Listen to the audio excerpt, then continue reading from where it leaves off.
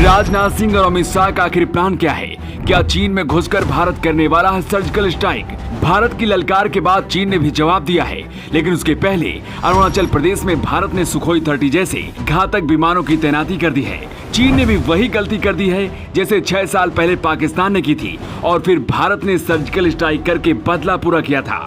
भारत के लिए पाकिस्तान और चीन की कहानी एक जैसी है, लेकिन मकसद दोनों का एक ही है, भारत की जमीन पर कब्जा करना। लेकिन इस बार लगता है कि ये चैप्टर हमेशा के लिए क्लोज हो जाएगा। अरुणाचल प्रदेश के जिस तवांग इलाके में चीन के 300 से ज्यादा जवान कब्जा करने के लिए पहुंचे थे, वहां भारत के जाबाज सिपाही चीनी सैनिकों को सबक सिखाने के लिए पहले से मौजूद थे।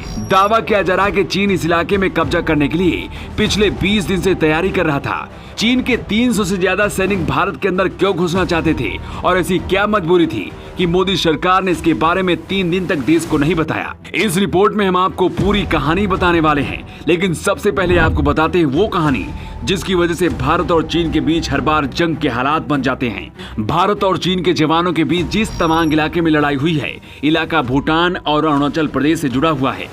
इस इलाके में भारत का कब्जा है, लेकिन चीन भी यहाँ दावा करता है कि ये इलाका चीन का है। चीन की महत्वाकांक्षा इतनी भर नहीं है, बल्कि चीन अरुणाचल प्रदेश को भी अपना हिस्सा मानता है। अरुणाचल प्रदेश के लोग चीन से मिलते जुलते हैं, यहाँ की सभ्यता भी कुछ कुछ चीन से मिलती जुलती है। इसलिए चीन ये चाहता है कि भारत के हिस्सा यानी कि अरुणाचल प्रदेश उसे मिल जाए, लेकिन ऐसा कभी संभव नहीं हो सकता। भारत चीन का इलाका दुनिया का सबसे खतरनाक फ्लैश पॉइंट के रूप में जाना जाता है, जहाँ कभी भी कुछ भी हो सकता है। इस बार भी चीनी सैनिक गलवान की तरह नई साजिश के साथ आए थे और यांगसे इलाके में भारतीय सेना की पोस्ट पर कब्जा करना चाहते थे। इसके बाद अपने 300 से ज्यादा सैनिकों को भारत की तरफ भेज दिया।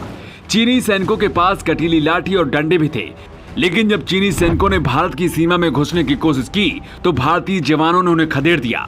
इस दौरान भारत के करीब आधा दर्जन जवान भी जख्मी हुए, लेकिन दावा किया जा रहा है कि इससे कहीं ज्यादा चीनी सैनिकों को नुकसान हुआ है। घटना के बाद से विदेश मंत्री जयशंकर और सुरक्षा सलाहकार अजीत डोभाल अपने मिशन पर लग चुके हैं, और शायद यही वजह कि अब चीन फड़फड़ाने लगा है और कूटनीतिक तरीके से इसे सुलझाने की बात कर रहा है।